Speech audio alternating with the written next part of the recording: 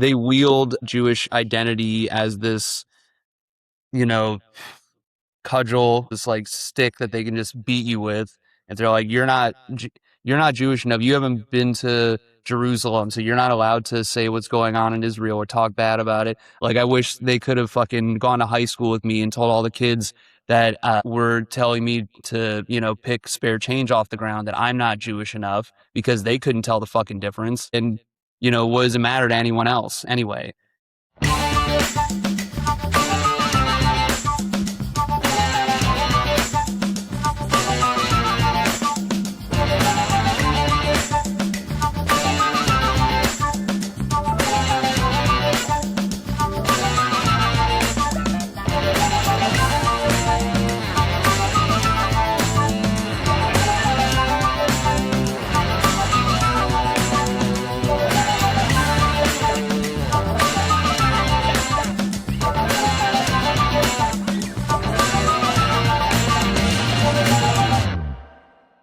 Welcome back to War is Stupid, an anti-war podcast about war. Now, I started this podcast to challenge the myth that war is the smart and sensible thing to do. But a year into it, I also feel obliged to challenge the chutzpah of fellow podcaster Jonah Platt. Okay, this is a rant. Here we go. Settle in. Thank you. Jonah Platt hosts a show called Being Jewish with Jonah Platt, thus making him the foremost authority on the Jewish experience, which just so happens to exclusively be justifying or denying war crimes and vilifying the people who oppose them. So the Instagram bio of his show says the world's #1 Jewish podcast, citing no source or metric, not even Hashem. And yes, Jonah Platt is Ben Platt's brother and played Fiyero on Broadway in Wicked, which was produced by his dad, but now he functions as Madame Morrible, spreading propaganda. He's super racist. He once posted something during the Columbia encampments like, I'd rather my children go to Bogota, Colombia than Columbia University. And it's like, what's the punchline there, right? Like, oh, so you think South America is scary? Bogota is beautiful. I went there for a wedding. Mazel Tov, Taylor and Felipe. Really? Yeah. Yeah. It's That's amazing. Awesome. Yeah. Up in the mountains. It's incredible. And the airport is called El Dorado Airport. So they're really just like leaning into to the lore. Was the airport very gold, like colored?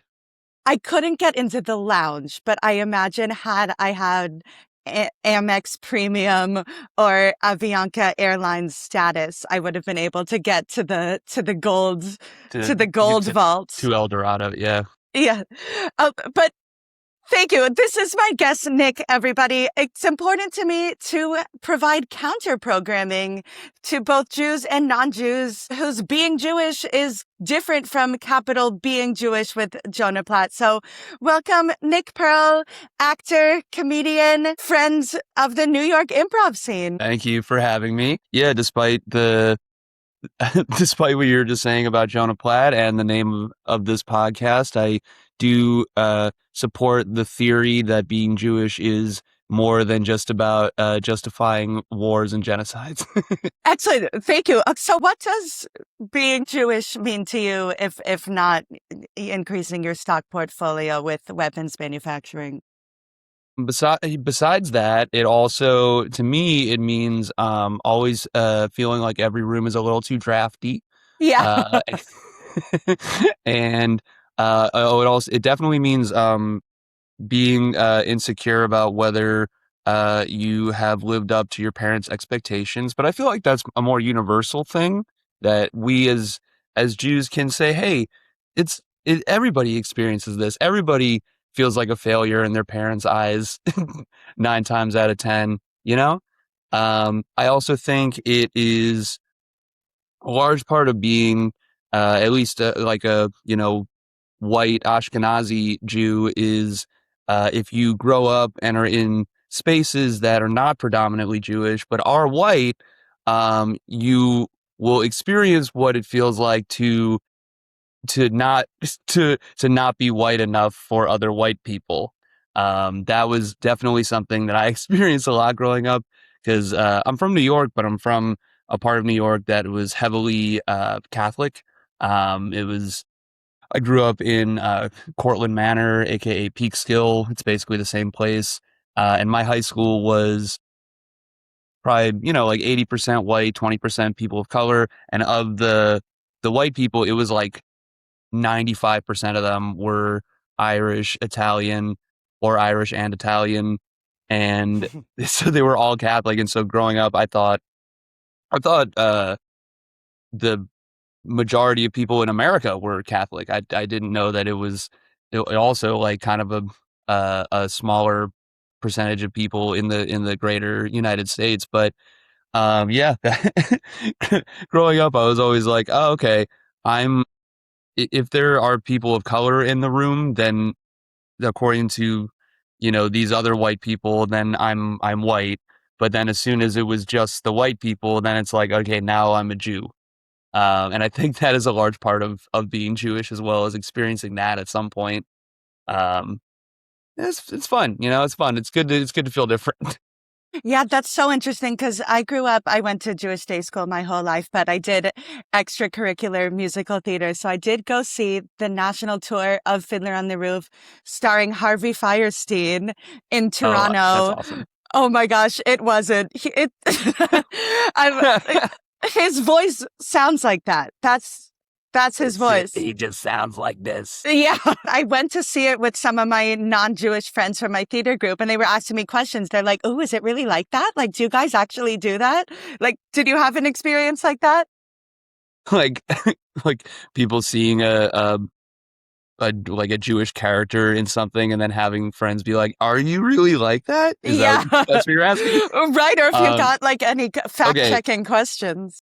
Well, I would say the closest thing I could compare it to is, like working as as an actor. I've been working in bars and restaurants for a long time, and this happened more times than I ever would have thought. Like it's probably upwards of like 10 or 20 times now throughout like the 10 plus years I've been bartending.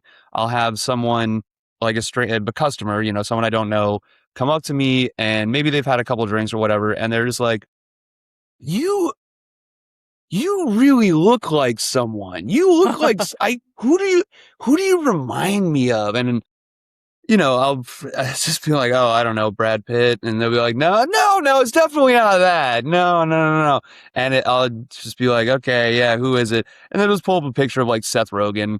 And I'm Yeah. just like, okay, so I'm just Jewish. That's it. You just don't know a lot of Jewish people. And, I just look like every famous Jewish person to you, which, you know, hey, there, there are worse things, they could have pulled up, I don't know, a photo of Mitch McConnell. Especially, they could have pulled up a photo of post-death Mitch McConnell, Yeah. and and said, "Oh yeah, you remind me of him." But no, yeah. Or I had a customer come up and they're like, you look exactly like my friend, my friend Ben. You look exactly like him." And I was like, do I look just like him, or is it just he's your only Jewish friend? And I happen to look a little bit like him for that reason. And he's like, no, no, no, I swear to God, here, let me pull up a photo. Let me pull up a photo. And he pulls up a photo, and he's like, all right, so you don't look exactly like him. And the guy's like bald, you know?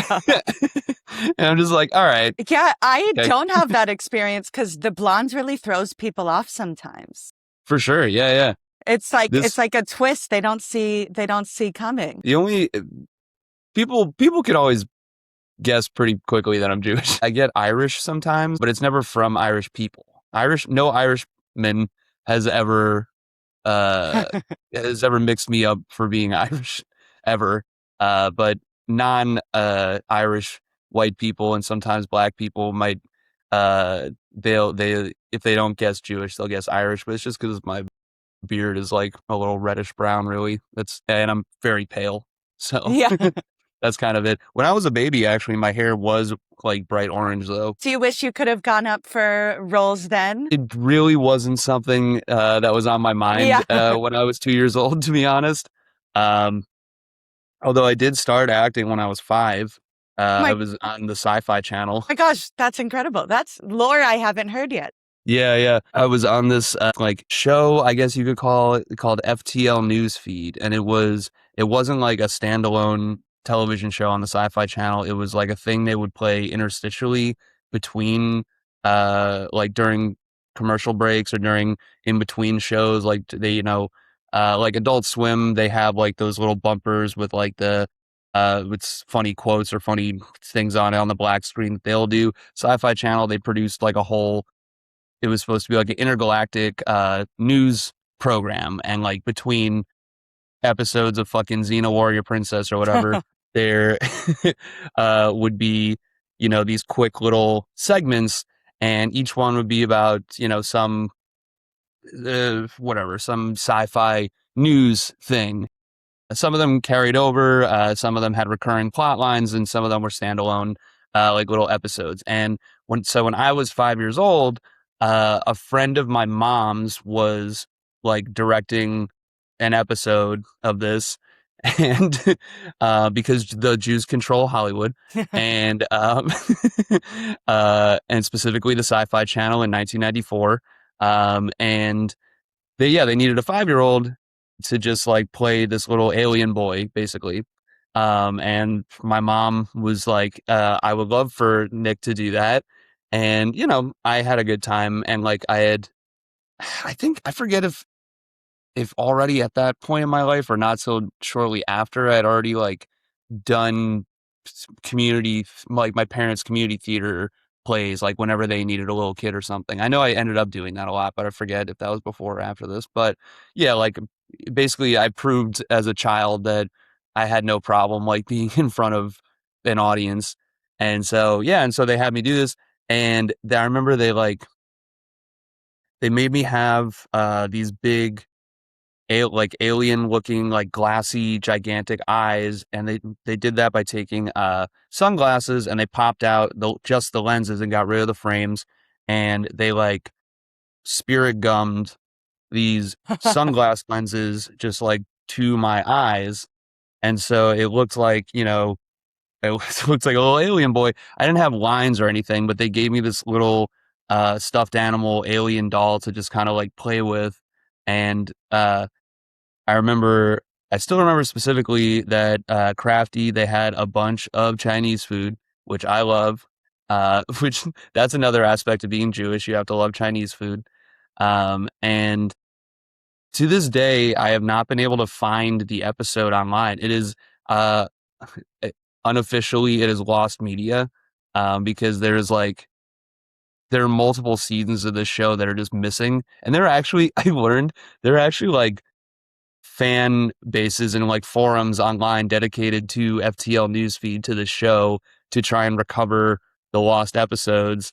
And I think like maybe 10 years ago or so, I tried to like get onto one of the forums, and I was like, hey, my name's Nick. I played, whatever, so and so. I don't even remember the character's name, but I played a little alien boy in season whatever, episode whatever of FTL newsfeed. And they were just like, fucking liar. You're a fucking poser. And I was like, this isn't fun. But yeah, no, my episode, as far as I'm aware, has not been recovered. And other than aliens, yeah, what other roles have you played or want to play? I was in middle school. I was Rooster Hannigan in Oh, Annie. hell yeah. Classic. Let me think. I'll just go in order. No, and then in high school, I was Emile Debec in South Pacific, which was, even at the time felt very dated. That's also very ambitious for a high school to do. Yeah. Did your school have, I'm quoting Oscar Hammerstein here, but did they have Tonkinese people to play the people of color? No, but we did have a Filipino kid. Okay. One Filipino kid. My friend Zach. And in fact, I don't know why Mr. Filippelli decided to choose this play to do when he knew that this would be a potential issue, but they needed children, for the two like mixed race kids part, which is a major plot point in the show. Emile Debec has these kids from a previous relationship with I guess a Tonganese woman, and his new love interest is like, I guess, racist or like Yeah. doesn't realize she's racist, and she like reacts and she's like, oh, oh, little kids, and like kind of runs away. And then, they were, spoiler, she gets over it, and they get back together. But he needed to find little kids, to do that. And he was just like, Zach, you got a brother and sister, right? And he was like, yeah, I do. But like, is that the only reason that you cast me? And maybe because, yeah, and then his brother and sister played the little kids in it. And again, it was like real shot in the dark on Mr. Filippelli's part, because, I don't even know if he knew that Zach had siblings, let alone that they would be willing to be in this musical as the token mixed race kids. It was Yeah, their sci-fi channel, their A Star is Born moment. it was there. Yeah. Everyone gets their own A Star is Born moment. Some come in the form of being an alien. Some come in the form of needing needing mixed race children. Everyone starts differently. Yeah, you got to bring in ringers. Do you know Thoroughly Modern Millie? Yeah, yeah, yeah. I remember the other high school in our district who were like friends slash friendly rivals with did Thoroughly Modern Millie when we were either juniors or seniors. Yeah, I did it in like another after school program in high school, and they had to seek out Chinese people to play the Chinese people, bringing in designated hitters. Just busting them in, Yeah. just busting them in from Atlantic City. What kind of roles do you get sent out for today? Now that I'm in my mid 30s, I am getting a lot more auditions for young dad parts. Oh, Yeah. Um, my parents are very proud. They already have grandkids because of my brothers, so I'm not worried about that. But this is the closest they're gonna get from me for a while.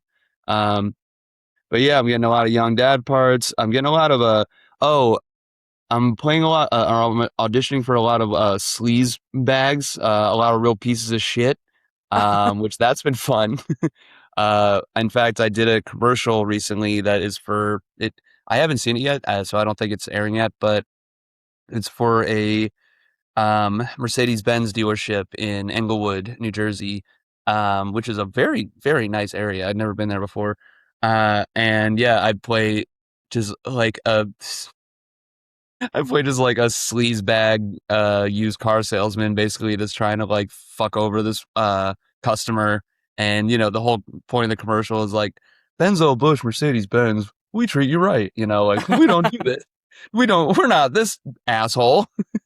But it was super duper fun, and they actually let me because they did a 30-second spot and a 60-second spot.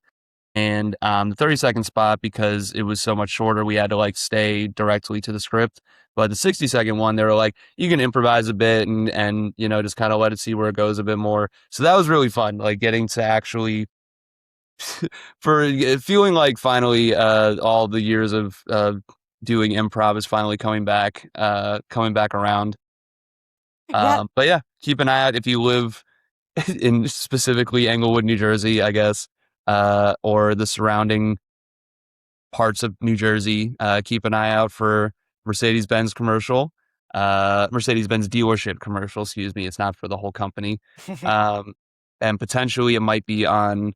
I think it's supposed to be on YouTube as well, but I'm not. I think it's supposed to be on YouTube, like in the city, but I'm not totally sure because it's for a specific dealership. It's not like a national commercial. If But yeah. if you ever go out there, like be prepared to be recognized as the asshole. But yeah, I'm gonna be mobbed. People are gonna be coming out of the woodwork to chew me out for screwing over that nice lady in the commercial. Speaking of assholes, have you done any of the Law and Orders? I feel like that's a rite of passage. And if you have any thoughts on whether or not you'd play a rapist on TV. um, God, that's the dream, huh? Yeah.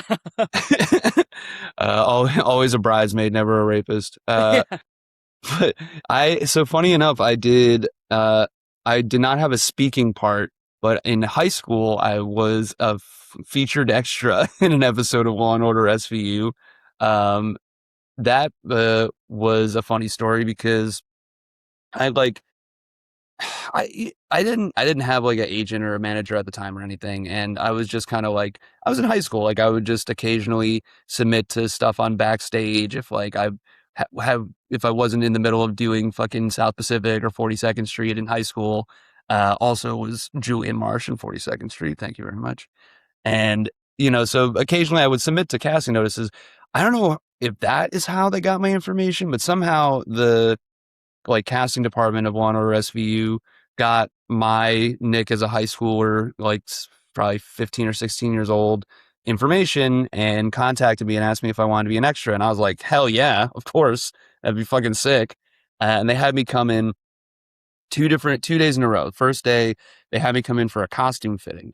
So I was going to be in a scene that takes place at an after high school rehearsal of Guys and Dolls.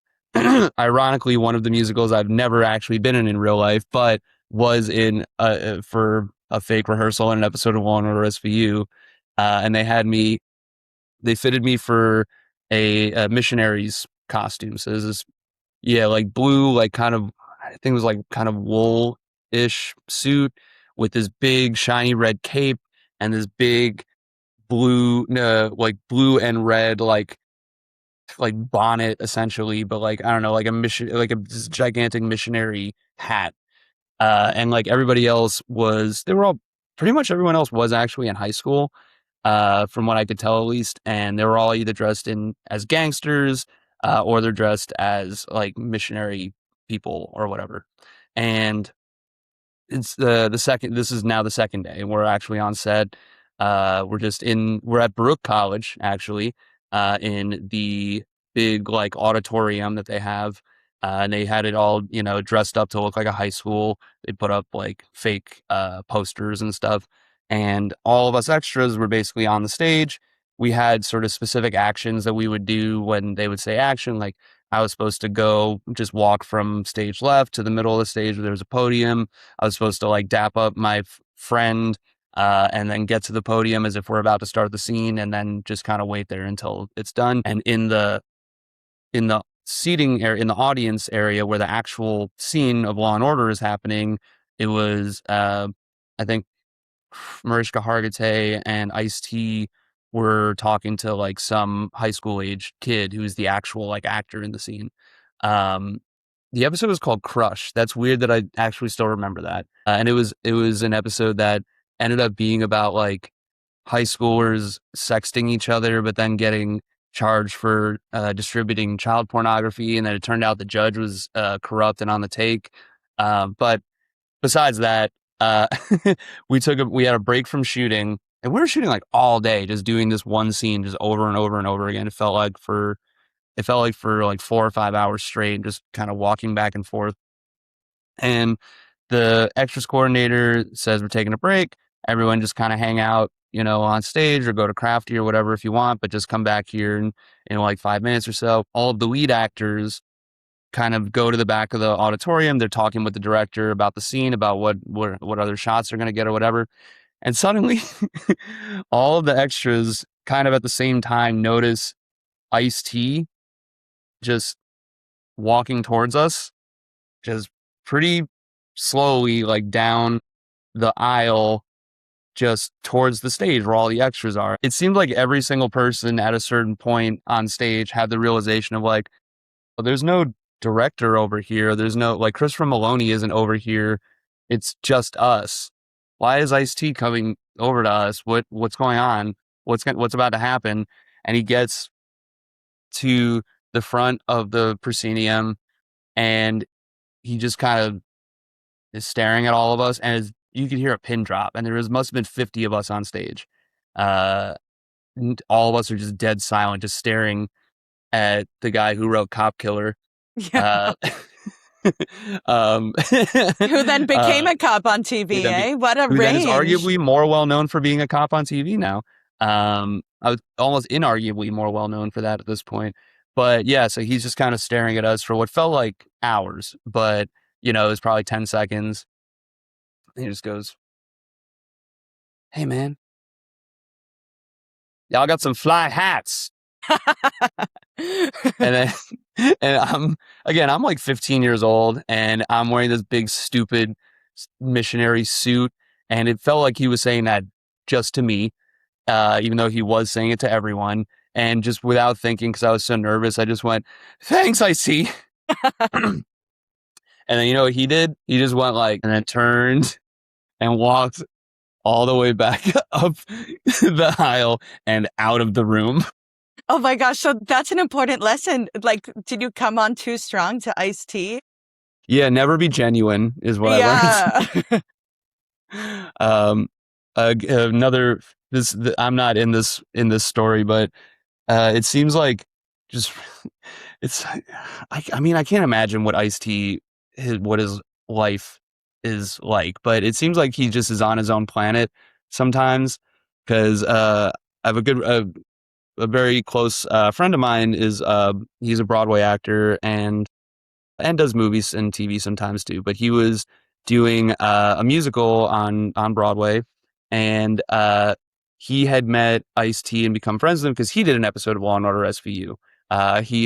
He wasn't he had an actual part. He wasn't a featured extra missionary who embarrassed himself. He had an actual role and became, I guess, him and Ice-T exchanged numbers, and Ice-T texts him one day, probably a year and a half after they did this episode, and they haven't like spoken, or hung out or whatever. It's fucking Ice-T. Uh, and he just texts my friend and just like, hey man, Coco wants to see the show. Can we get tickets? And my friend's like, hey T, the show ended a year and a half ago, when I did Law and Order. That's why I had time to do Law and Order, because the show ended. And then he just never got back to him. Ice-T got to keep up with BroadwayWorld.com, Yeah, Broadway.com. it was the SpongeBob musical. Yeah. That was what he really wanted to see, which was Oh, very good. yeah. Oh man, Ice-T, even though he's on NBC, we got to get him on Paramount Plus. He can watch the Pro Shot. We gotta get him on War is Stupid. Yeah. I know. I think I definitely come off. I come on way too strong. I'm incapable of being chill around anyone, let alone Ice-T. Well, you come off as a huge Ice-T fan, really. Thank you. Yeah, I love love an Arnold Yeah. Palmer. People listening right now don't know this, but Orli's T-shirt is a body count T-shirt. Yeah. It's actually Springsteen and the E Street Band, so not far off. Still, it is pretty cool. Pop culture icons. It's a pretty sweet shirt. I was like nervous about like I was like, oh, I think there's just gonna be video recording of this. I guess I should change out of my Real Big Fish ska T-shirt with holes in it and and put on something nice, and also have this nice like WeWork office fake background. It was good. I was thinking I'm getting the New Girl Loft vibes. Yes. Oh, that's another. I would get the guy from New Girl a lot as someone I look like. Yeah, is he Jewish? He has a beard. Jake Johnson. Is he Jewish or does he just have a prominent nose? Yeah. Have you played Italian? Speaking of prominent noses, because there is that exchange that people have just come to accept. Yeah, let me think. Listen, I know I could play Italian. I specifically I can't recall if I ever specifically played an Italian character. So I'm like, no, the most recent like film that I did, my character's name was Paul Siegel, so it was very explicitly Jewish.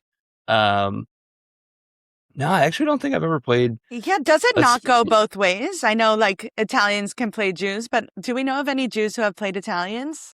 Yeah, fucking James Caan. Okay, yeah. Yeah, James Caan in The Godfather. That's not just a Italian, that's the Italian. Yeah, exactly. That's the cream of the Alfredo right there. Yeah. I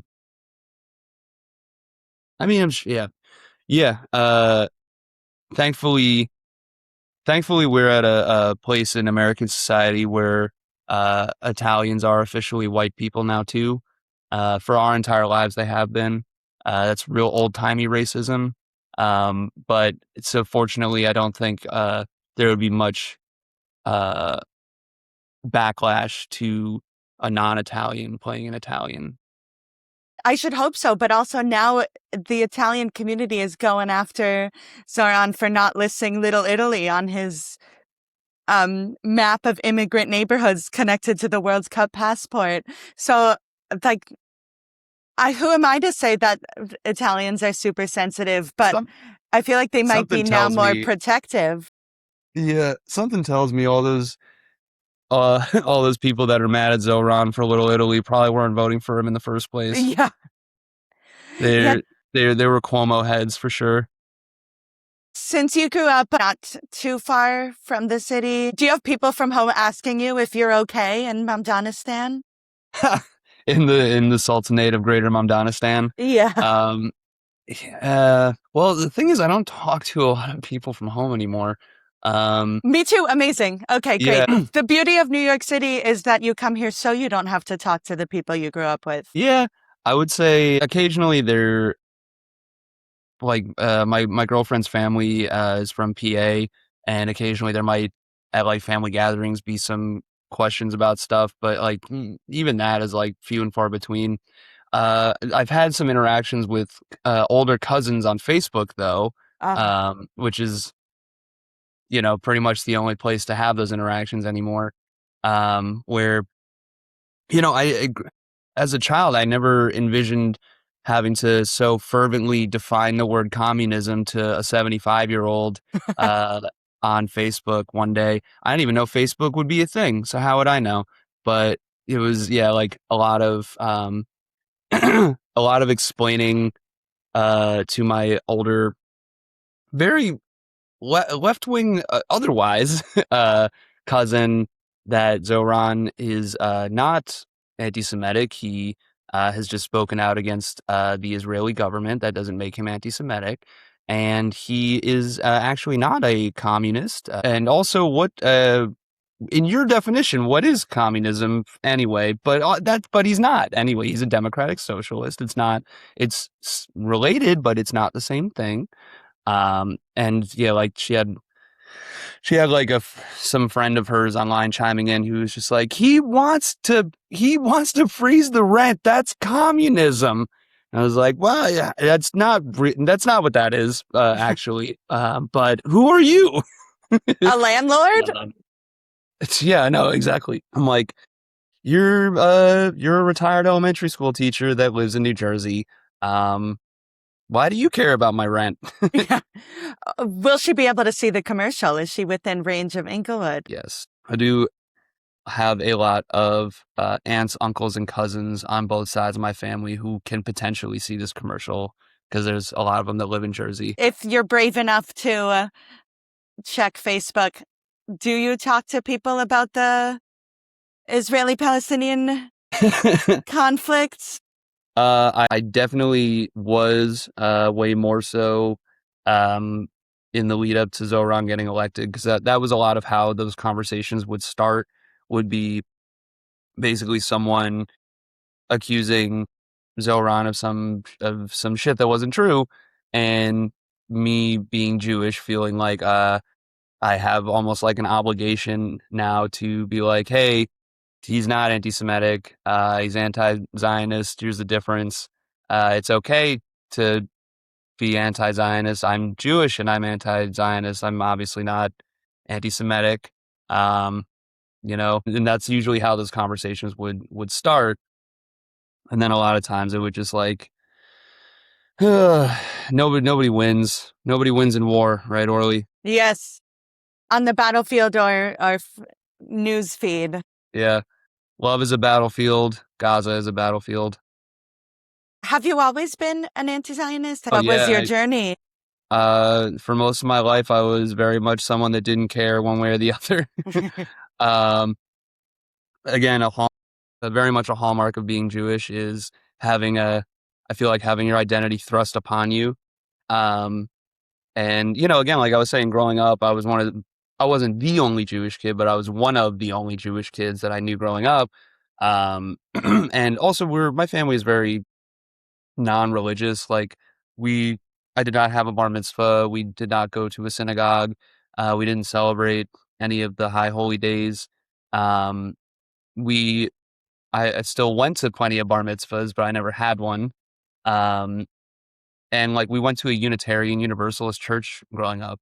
If you've ever heard of that, um, which it's not a, it's like a it's we would always say it's a fake religion because it's just like it was just basically a place for people that that didn't want to be religious anymore, but still wanted to go to a left wing progressive church to still like have that sort of community feeling on in this case Sundays. Because that's basically everybody. I feel like I'm one of the few people on earth that was born and raised going to a Unitarian church. I feel like the majority of Unitarians started as something else, and then we're like, I don't want to do that anymore, but I still like the like community aspect of church, so maybe I'll do this instead. So because like yeah, both my parents were, especially my dad was raised pretty strictly and religiously Jewish. And my mom wasn't, but her family, her parents came here because of the Holocaust, so they were like very much wanting to like assimilate and be more like secular. But then like my dad, his family growing up were Jewish. He did have a bar mitzvah and everything like that. They did go to synagogue and everything. But yeah, so my parents were like, we're not going to be religious. We'll go to this fake church on Sundays and we'll celebrate Christmas and Easter because of presents, and that's it. And then, yeah, growing up, I didn't know many other Jewish kids. And also, I wouldn't say bullied, but like, I would get made fun of every once in a while, like I was saying earlier, for being the token Jew in like my friend group. Um, and so that all of those things combined as a child really led me to like disassociating with being Jewish until I got to college and kind of really like met more just like people that were Jewish that looked different and didn't necessarily look like me. There were lots of different varieties of people that all were still like ethnically Jewish, and some more religious than others. Some that were Sephardic, some kids that were like Mizrahi, some kids that were like, you know, were actually like tan. Yeah. Um, and so I've kind of learned just more about like, oh, well, being Jewish isn't just about the religion. In fact, that's only like one aspect of it for some people and not for everyone. Like like I am Jewish no matter what, because I'm that's it. I'm not Irish, I'm not Italian, I'm Jewish. Um, and 23andMe confirmed it. 99.99% Ashkenazi Jewish and 0.01% other European Jewish. So there's really no getting around it. And then so as basically from college onward, I was like, now I am Jewish. I'm accepting of that. I'm no longer kind of like saying like, no, I'm not Jewish, I'm Unitarian, or blah, blah, blah. Like, no, I'm cool like you guys. No, that's like, no, I am a Jewish person. I'm just not like religious, but I am Jewish. There's no getting around it. I mean, look at me. I'm going like that. Yeah. Uh, I just did like a Larry David. Uh, um, and, and yeah, but I still like didn't have any strong opinions on Israel because I just didn't really, I was pretty ignorant to what was going on. And, just having older parents who were never like explicitly like Zionists, but they were, they're just like older, liberal, white Jews from New York whose, at least my mom's family, like literally fled the Nazis, and like a large part of, Israeli or Israel's sort of like public image for most of our lives was being like a safe haven for Jews in case Holocaust Part 2 Electric Boogaloo happens. Um, despite the fact that, as we learned, there are plenty of Jews that they don't accept in whatever. But so yeah, so for a long time I was just like, yeah, Israel is just it's the Jewish country that's over there in case shit ever goes down. But also, shit's never really gone down. It seems like shit's always going down over there. Yeah. It seems like we're actually a lot safer over here. And also, as an adult, like I won't say I've like never experienced any anti-Semitism ever as an adult, but it's really not that prevalent. Like it's not like if you listen to right-wing news media sources, you'd think it's like we're just like I'm like wearing a bog cap and covering my nose everywhere I go because people were like throwing acid in my face or some shit. It's like, no, I feel pretty safe. I don't, people don't come up to me, yelling dirty Jew in my face. Um, They might that's ask not a you thing if that you're happens. Jewish so you can put on tefillin. Yeah. I've gotten asked for, to help with the light fixtures, but that's by Jewish people. Yeah. Um, yeah, the most like I ever experience nowadays is, people just probably be able to tell I'm Jewish just by looking at or hearing or just experiencing me in any way, shape, or form. And uh, they'll be like, oh, so what's your opinion on Israel? Oh, like I'm obligated to have an opinion, which for better or worse, I feel like that's not a bad thing. it's, Um, I guess, the other side of the coin of do you condemn Hamas? yeah, well, yeah, of course. Um, It's annoying, but like glass houses throwing stones. Yeah. Yeah, exactly. Yeah, it's nothing compared to what the average Muslim politician has to go through, or just person. But I was being facetious. Um, yeah, so I would say that, and then it was actually our good friend Alex who first told me about Zohran Mamdani when he was gearing up to run for mayor, because he's super duper left wing and progressive. Alex is, I mean, and so he's always like he always he always has the scoop on which hot new progressive politician is coming out. Like he knew about AOC and Julia Salazar like way before anyone else I knew. And same with Zoran. And so I looked into him, really, really liked everything he was saying, and then would very quickly see all of the bad faith uh, anti-Semitism claims that people would have against him, and very quickly figure out like, I know this is all. He's not anti-Semitic. He's speaking out against the Israeli government, and that you should be allowed to do that. That's okay. And then from there, I kind of unpacked more and more. All right, so are the things that he's saying, are they true? Let me see. Like, oh wow, all of these human rights organizations have there's like fucking 500 of them, it seems like, that have all condemned, what the IDF and what Netanyahu are doing. Um, and what's their defense against that? Oh, that they're all lying?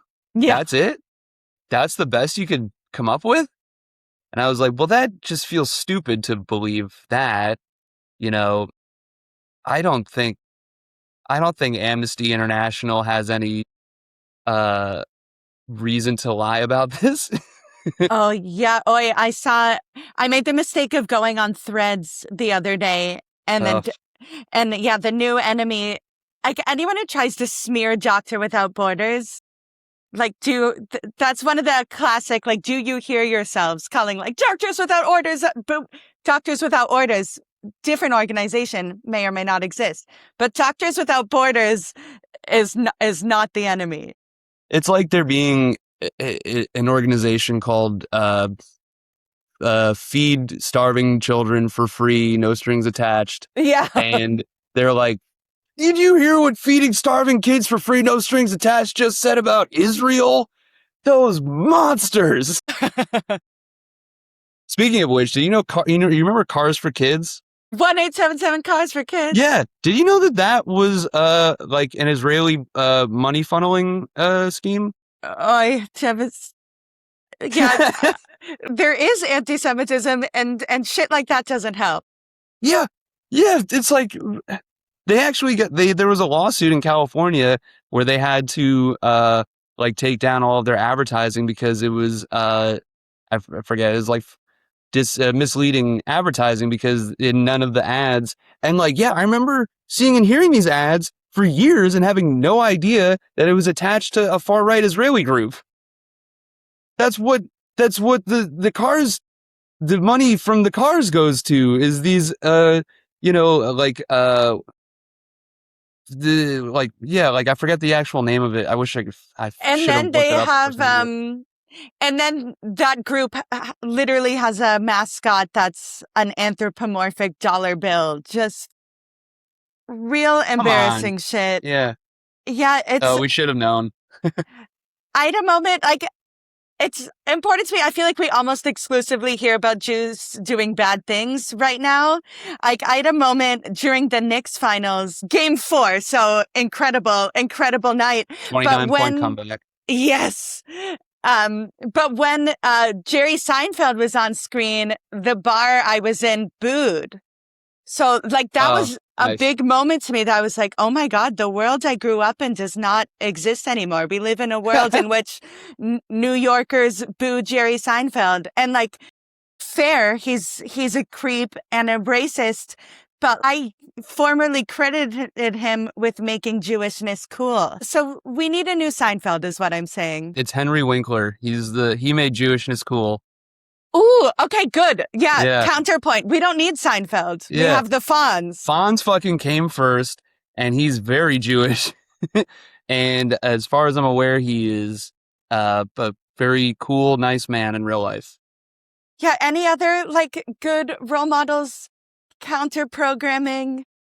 Like specifically as Jewish people. Yeah, that don't embarrass us. There's Uh, I would say what Abby and Alana, right? Alana yes. Glazer. I forget if Abby is Jewish, but Alana Glazer. She is, yeah. Oh, Eugene and Dan Levy. Yes. Uh, Hannah Einbender. Uh, he's only half Jewish, but Macho Man Randy Savage. Oh, who is that? He is no longer with us.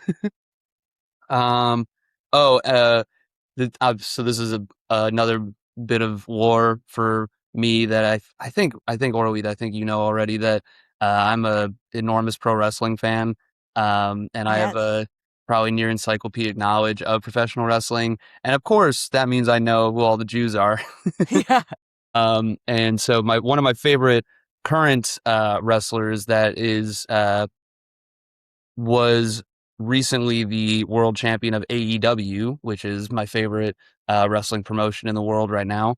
His name is MJF, Maxwell Jacob Friedman, Oh my and God. he wears a Burberry scarf to to enter the ring. And he usually does play a heel, but his heel persona is not like due to him being Jewish. That is just a fact of him as a person, that he is Jewish, and he is very good at playing, again, like a charming asshole. But he's also a baby face, which is the term for a good guy, occasionally as well. And he's cut a number of really terrific promos where he talks about his real experiences growing up as a kid, and like being on the football team and having his teammates like throw pennies at him and shit and ask him if he wants to pick it up because he's a Jew and shit, and like how he decided he wasn't going to let anyone bully him anymore, and that's when he started going to the gym and whatever. Um and I've heard him in interviews talk about like that's all true, like that stuff did happen to him as a kid, and that is what inspired him to like pursue pro wrestling, because then he was already a fan of it, but he would see these characters on screen who wouldn't let anyone sort of tell them what to do, and uh, wouldn't stand for being bullied. Um, and then also he had an interview recently where he was just like, yeah, also fuck Benjamin Netanyahu, and I'm like, hell yeah, let's go. I love that. Picking up wrestling is so much healthier than picking up an M16. Oh my God, that's another reason I got off Threads too. Or you didn't say you got off of it, but I did leave Threads because I was getting death threats from some Israeli accounts, Oi. and I had I had posted some stuff on my Threads account, like advertising my QAnon musical that I was doing at what was known as the Second City at the time, and so there was some identifying information on there. And one of these accounts was like, "I'm gonna come to the theater in Brooklyn and shoot you in the head." And I was like, but I'm not a journalist or a baby, so you're gonna miss. I gotta get off this website. Oh my gosh. Okay. Great reply, but then also like these are the schmucks who are then saying like Jewish pride, Jewish unity. Yeah, I know. They're the ones who are actually engaging in anti-Semitism more than any Muslim person I've ever met, or any, or any I was going to say, or any Muslim politician I've ever met. It's the Zionists and the Israelis that are like, they'll go out of their way to uh say I'm a fake Jew.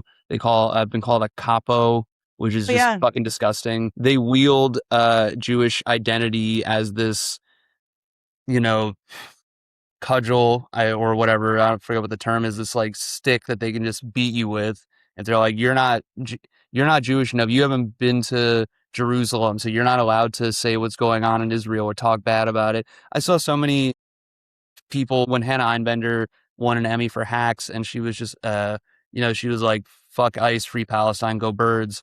There is half the discourse online was these Zionist fuckheads being like, "Oh, Hannah Einbender, she's an as a Jew.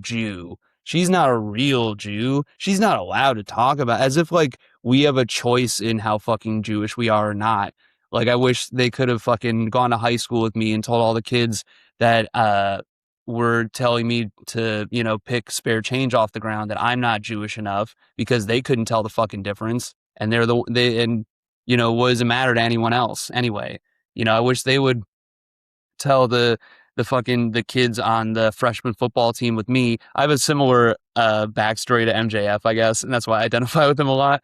But I wish, they would tell the kids on the freshman football team or the wrestling team. It was never the theater kids, of course. It was always the sports kids. That every time they go, "Hey Nick, why are Jews' noses so big? Because air is free." Meanwhile, I would have like, it would be the springtime and I couldn't even breathe through my nose in the first place. It would be like a double fucking whammy. I wish they could tell them that I'm not Jewish enough, because they can't tell the fucking difference. All they see is the curly hair, the big nose, and um the incredibly handsome face, the Semitic the Semitic good looks, and they see Jewish. It doesn't matter to them. It doesn't matter to people that would be prejudiced otherwise. Uh, so don't give them more ammo. Right. It's so interesting because, yeah, the bullies have way more in common with each other than we do with the bullies who happen to be Jewish. Yeah, exactly. Yeah, and like, and the whole idea that this fucking country that's constantly in the middle of an active war in the Middle East is somehow safer for the Jews than fucking New York City. Like, are you out of your fucking mind? Yeah. Like, I'm not, and people are like, "Oh, well, that's where your ancestors are from." Like, no, my family's from like fucking Poland and Hungary. Like, we're European. We're not from the Middle East. Like, no, that, okay, well, we're all from Africa then. What the fuck is the difference, in my opinion? To come full circle, we look more Irish than we do Middle Eastern. Yeah, exactly. We Yeah, are indeed a pale people. it's one. That It was my grandparents' dream for us to assimilate. Now they want us to stand out again. that's so interesting. How old were they when they came over? I don't remember their exact ages, but But young enough to. yeah, I mean, they were both young adults. They were probably both in their early 20s, if I had to guess, when they both came over. It's my grandparents on my mom's side that were the ones that came over. My grandfather was from an extremely impoverished neighborhood in Poland. Um, I don't remember the name of it, but it was literally like the original when you learn the definition of ghetto in a textbook in history class, and it's like, oh, this is what it actually referred to originally. That's where he was from, and like they only spoke a town and neighborhood where like everybody spoke Yiddish, and that was what you spoke. And then my grandmother came from actually a very wealthy family in Vienna, in Austria, and her mother, so my great grandmother, was actually a Viennese opera singer. Wow. Um, yeah, and so they had like a very nice life until the Nazis came to power.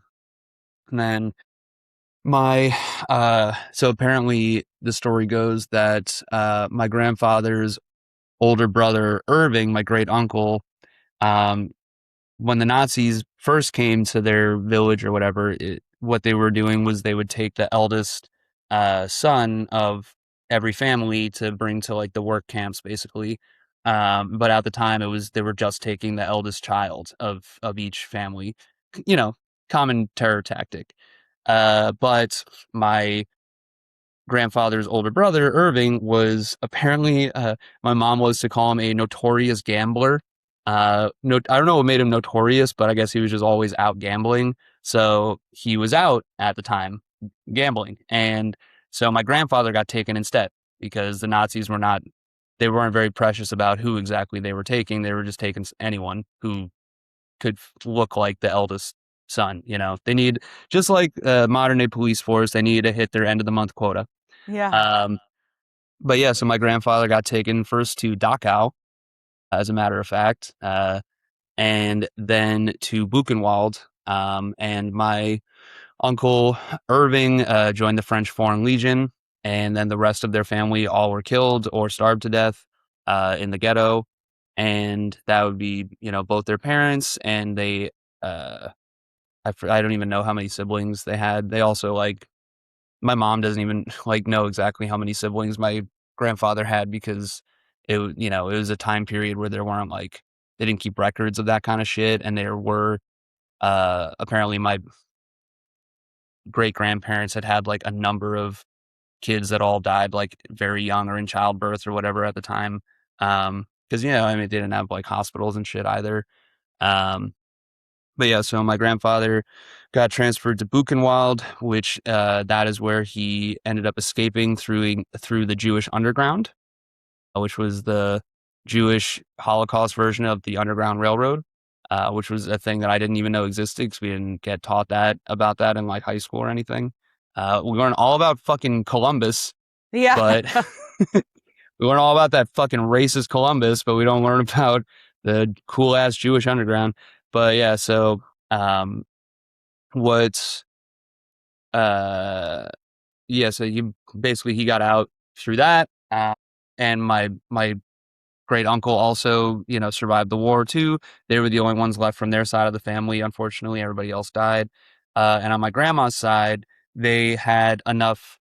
Um, like the Nazis came and they took everything. Like they took all their money, they took their valuables. But what they were able to do is I forget if one of them was a tailor or if they had a friend who was a tailor or something like that. But they were able to like sew all of these secret pockets and compartments into their clothing to hide valuables and jewelry because they knew they would need it to like bribe Nazis or bribe whatever guards or whatever so they could get through. And I forget the exact route they took, but they basically just like hopped from country to country, and like the Nazis just came and took over every country that they ended up in, like as they were going, until eventually they until all of them except for my grandma were dead, and she landed around the same time as my grandfather and his brother landed in New York. And they all went through Ellis Island. They all My grandmother kept her last name, which was Wolfe, or just Wolfer, but my grandfather changed his last name. Apparently, at the time, like you didn't have to have your name changed; you could just like choose to. But his last name was Krasprecher, and Wow. he was like, "How about Rogers?" So they changed it to Rogers, same spelling as Aaron Rodgers with the D, with the DG, um, and that is my mom's maiden name. and so the story goes that I don't know like how they originally met, but my grandfather and his brother were on a double date with the woman who would become my grandmother and a friend of hers, but they were on the date with the opposite Like people. literally when Harry met Sally. Yeah. Yeah, yeah. And apparently at one point, like the two ladies, go to the bathroom together or whatever. And my grandfather, uh, my grandpa Joe, turned to his brother and was like, "Hey, can we switch? Can we switch? She has nicer legs." Wow. Yep, and that was it. And my grandmother's name was Jeanette, so it was Joe and Jeanette.